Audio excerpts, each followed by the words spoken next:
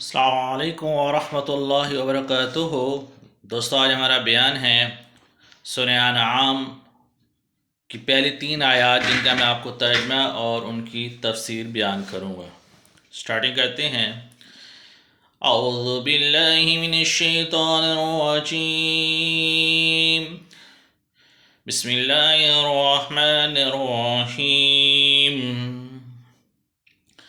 الحمد لله الذي خلق السماوات والأرض وجعل الظلمات والنور ثم الذين كفروا بربهم يعدلون. هو الذي خلقكم من طين ثم قضى أجلا وأجل مسمى عنده ثم أنتم تمترون. وهو الله في السماوات وفي الأرض يعلم سركم وجهركم ويعلم ما تكسبون.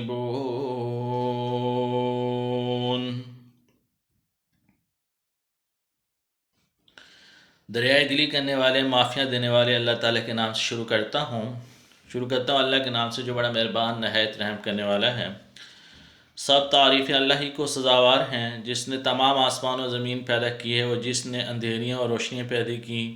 پھر یہ کفار لوگ اپنے رب کے شریک ٹھہرا رہے ہیں۔ اسی نے تم سب کو مٹی سے پیدا کر کے ایک وقت مقرر کر دیا ہے اور معین کردہ نامزد وقت اسی کے نزدیک ہے۔ پھر بھی تم شک کر رہے ہو۔ وہی معبود برحق ہے آسمانوں میں اور زمین میں، وہ تمہارے بھیدوں کو اور ظاہر احوال کو خوب جانتا ہے، اور جو کچھ تم عمل کر رہے ہو اسے بھی وہ جانتا ہے۔ قرآن پاک کے سورہ انعام میں اللہ تعالیٰ نے جو سے تفسیر ابن کثیر کی روشنی میں ہم آپ کو اس کے بارے میں بیان کر رہے ہیں۔ یہ سورہ مکہ میں اتری ہے۔ حضرت ابن عباس رضی اللہ عنہ فرماتے ہیں یہ پوری سورت ایک ہی مرتبہ میں، ایک ساتھ، ایک ہی رات میں مکہ شریف میں نازل ہوئی۔ اس کے ارد گرد 70,000 فرشتے تھے جو تسبیح پڑھ رہے تھے۔ ایک روایت میں ہے کہ اس وقت حضرت کہیں جا رہے تھے۔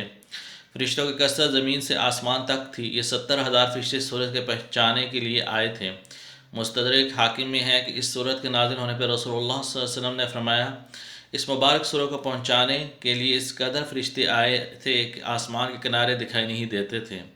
ابن مردویہ میں یہ بھی ہے کہ فرشتوں کی اس وقت کی تسبیح نے ایک گونج پیدا کر دی تھی، زمین گونج رہی تھی اور رسول اللہ صلی اللہ علیہ وسلم سبحان اللہ عظیم سبحان اللہ عظیم پڑھ رہے تھے۔ ابن مردویہ کی ایک مرفوع حدیث میں ہے کہ مجھ پر سورہ نام ایک دفعہ ہی اتری ہے، اسی کے ساتھ 70,000 فرشتے تھے جو تسبیح اور حمد بیان کر رہے تھے۔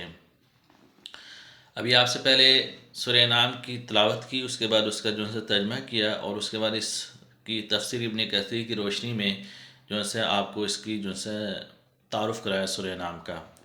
اس آیات میں جو 3 آیات ہیں، ان میں ہم نے جو بیان سنا، جو باتیں آپ کو بتائی گئی، ان میں اللہ تعالیٰ کی بعض صفات کے بارے میں آپ کو بتائیں گے ہم، اللہ تعالیٰ کی بعض صفات کیا ہیں، ٹھیک ہے۔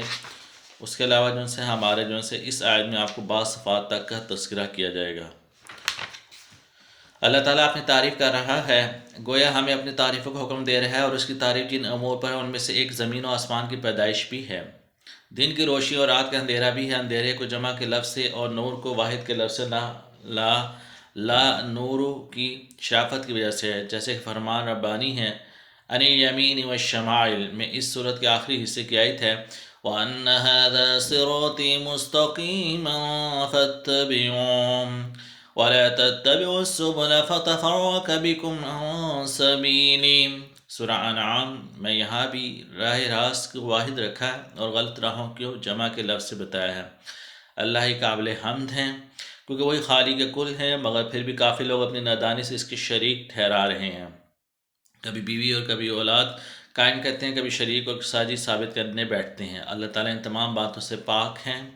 اس رب نے تمہارے باپ حضرت آدم علیہ السلام کو مٹی سے پیدا کیا اور پھر تمہیں اس کی نسل سے مشرق و مغرب میں پھیلا دیا۔ موت کا وقت بھی اسی کا مقرر کیا ہوا ہے، آخرت کے آنے کا وقت بھی اسی کا مقرر کیا ہوا ہے۔ پہلی اجل سے مراد دنیاوی زندگی، دوسری اجل سے مراد قبر کی رہائش۔ گویا پہلی اجل خاص ہے یعنی ہر شخص کی عمر، اور دوسری اجل عام ہے یعنی دنیا کی انتہا اور اس کا خاتمہ۔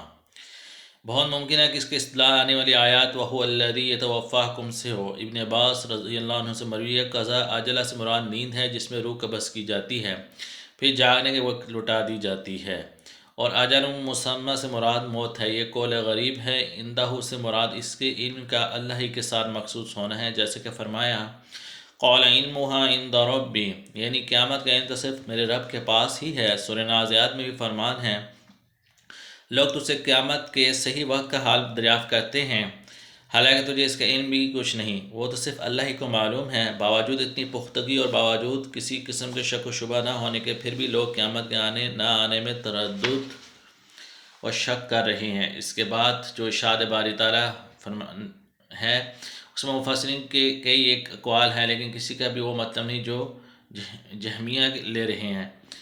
اللہ تعالیٰ اپنی ذات سے ہر جگہ ہے، نعوذ باللہ، اللہ کی برتر و بالا ذات اس سے بالکل پاک ہے۔ آیت کا بالکل صحیح مطلب یہ ہے کہ آسمانوں میں بھی اسی کی ذات کی عبادت کی جاتی ہے اور زمینوں میں بھی، اور اسی کی الوہیت وہاں بھی ہے اور یہاں بھی ہے۔ اوپر والے اور نیچے والے سب اللہ تعالیٰ کو پکارتے ہیں، سب کی اسی سے امیدیں وابستہ ہیں اور سب کے دل اسی سے لرز رہے ہیں۔ جنوں ان سب اسی کی الوہیت اور بادشاہی مانتے ہیں، جیسا کہ اور آیات میں ہے وَهُوَ الَّذِي فِي السَّمَاءِ إِلَٰهٌ وَفِي الْأَرْضِ إِلَٰهٌ، یعنی وہی آسمانوں میں معبود برحق، وہی زمین میں معبود برحق ہے۔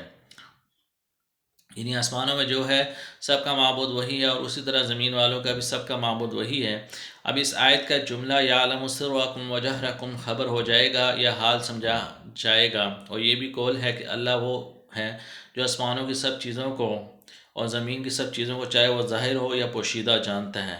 بس یعلم متعلق ہوگا فی السماوات و فی الارض کا، اور تقدیر آیت یوں ہو جائے گی وَهُوَ اللَّهُ یعلم سرکم وجہرکم فی السماوات و فی الارض ویعلم ما تکسبون۔ ایک قول یہ بھی ہے کہ وَهُوَ اللَّهُ فی السماوات پر وقف تام ہے اور پھر جملہ مستانفہ کے طور پر خبر ہے، وفی الارض یعلم سرکم وجہرکم۔ امام ابن جریر رحمہ اللہ اس تیسرے قول کو پسند کرتے ہیں، پھر فرماتا ہے تمہارا کل اعمال خیر و شر سے وہ واقف ہے۔ اللہ رب العالمین عمل کرنے کی توفیق عطا فرمائے۔ ہم نے آج سورہ انعام کی پہلی 3 آیات ان کا ترجمہ اور ان کی تفسیر بیان کی ہے۔ وآخر دعوانا الحمدللہ رب العالمین، جزاک اللہ۔